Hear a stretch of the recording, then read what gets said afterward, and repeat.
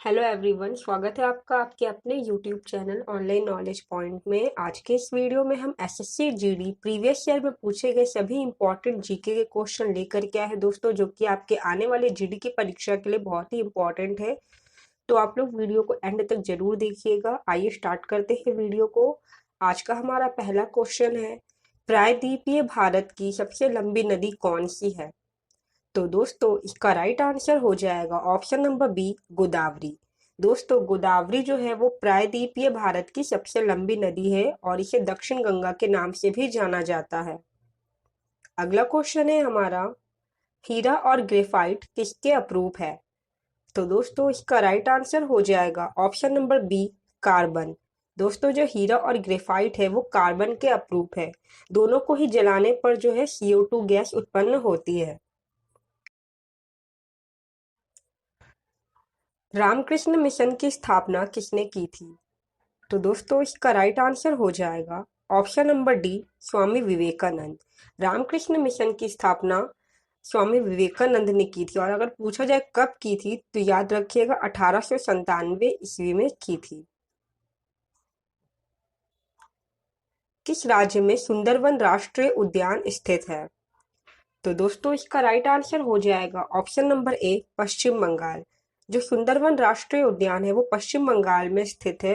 और ये दोस्तों ये क्यों प्रसिद्ध है? ये जो है दोस्तों ये बंगाल टाइगर के लिए यह जो उद्यान है यह बहुत ही प्रसिद्ध है। ये भी याद रखिएगा, कई बार एग्जाम में पूछा गया है। राष्ट्रीय खेल दिवस कब मनाया जाता है?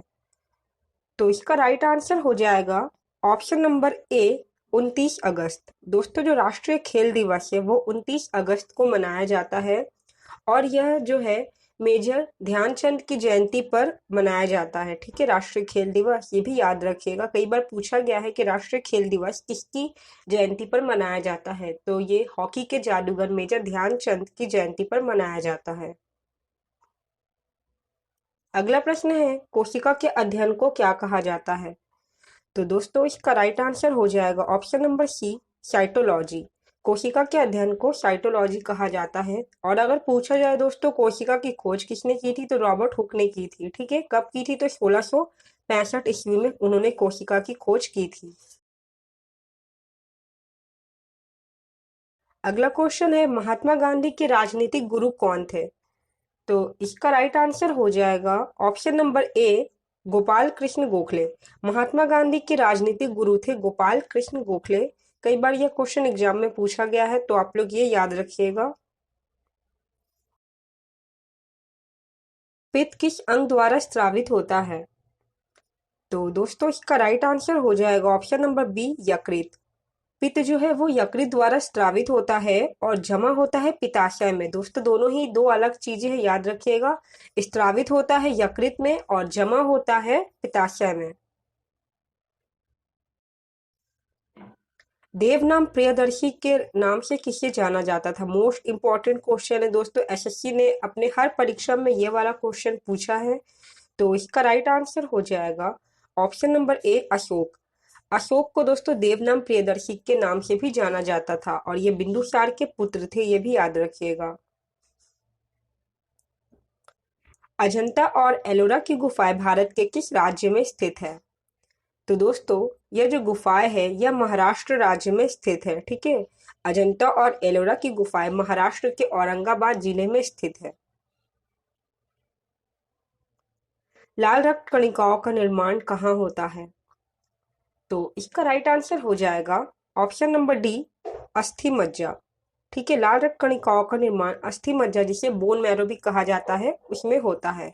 और अगर इनका जीवन काल पूछा जाए तो वो होता है 120 दिन का। ठीक है, और आरबीसी की संख्या अगर पूछी जाए तो वो होती है करीब 5 मिलियन। ठीक है, याद रखिएगा ये भी।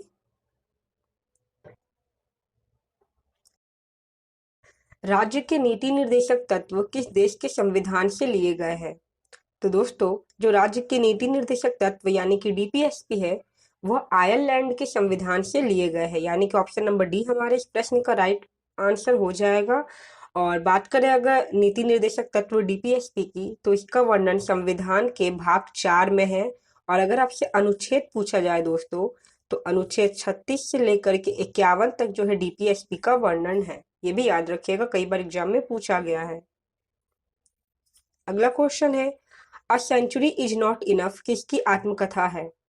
तो दोस्तों यह भारतीय क्रिकेटर सौरव गांगुली की आत्मकथा है, यानी कि ऑप्शन नंबर बी हमारे इस प्रश्न का राइट आंसर हो जाएगा।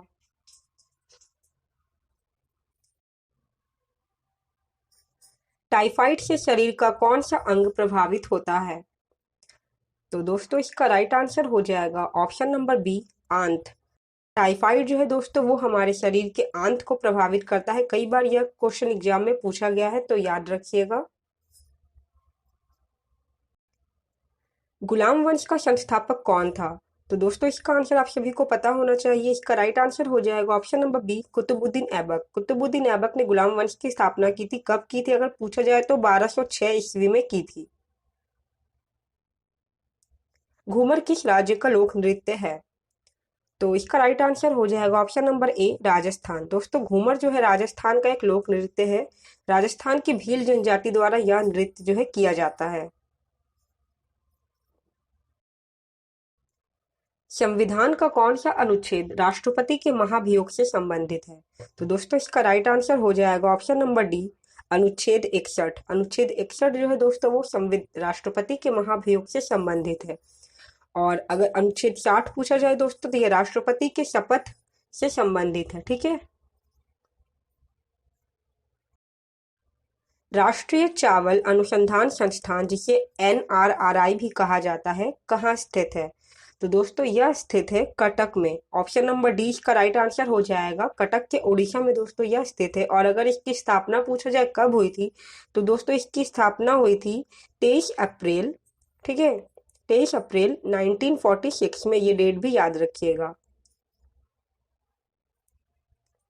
रेडक्लिफ रेखा किन दो देशों के बीच स्थित है? तो दोस्तों इसका राइट आंसर हो जाएगा ऑप्शन नंबर बी, भारत और पाकिस्तान। रेडक्लिफ रेखा जो है भारत और पाकिस्तान के सीमा के बीच स्थित है। रज महोत्सव या रज पर्व किस राज्य में मनाया जाता है? दोस्तों यह जो महोत्सव है यह उड़ीसा राज्य में मनाया जाता है, यानी कि ऑप्शन नंबर सी हमारे इस प्रश्न का राइट आंसर हो जाएगा। इसे राजा पर्व के नाम से भी दोस्तों जाना जाता है। और यह जो महोत्सव है यह उड़ीसा में 3 दिनों तक चलता है, ये भी याद रखिएगा। स्वतंत्र भारत के पहले कानून मंत्री कौन थे?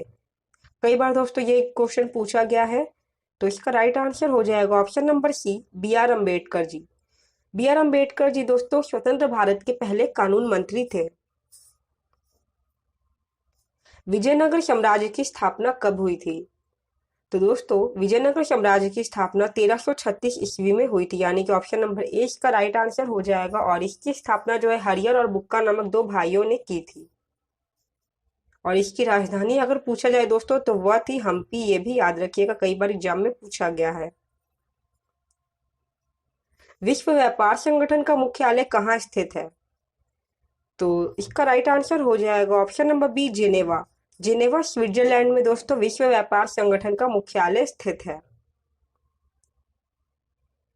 तुलबुल परियोजना किस नदी पर स्थित है? तो दोस्तों यह जो परियोजना है यह झेलम नदी पर स्थित है, यानी कि ऑप्शन नंबर ए हमारे इस प्रश्न का राइट आंसर हो जाएगा। और अगर राज्य पूछा जाए दोस्तों तो यह जो है जम्मू कश्मीर केंद्र शासित प्रदेश में स्थित है। ठीक है। दूध का घनत्व किस उपकरण द्वारा मापा जाता है?